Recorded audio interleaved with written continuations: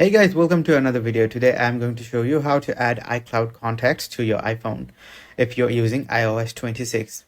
Now the method of adding iCloud contacts in iOS 18 was a bit different and easier, but in iOS 26 it's a bit difficult. So let's head to our contacts application. Here it is.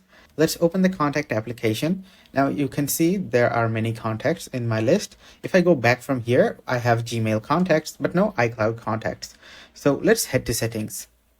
So here is the settings application. I'm going to click on that and then click on your iCloud account on the top. After that, select the option called iCloud over here.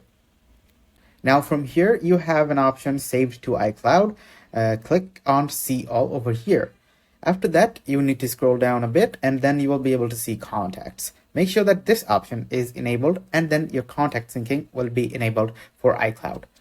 Now, if I head back to contacts over here, you'll be able to see that there is another option where iCloud contacts are available. So iCloud contacts are now synced. And if I click here, I'll be able to see all of my iCloud contacts. So guys, if you found this video helpful, please leave a thumbs up and subscribe to my channel for more helpful videos like these.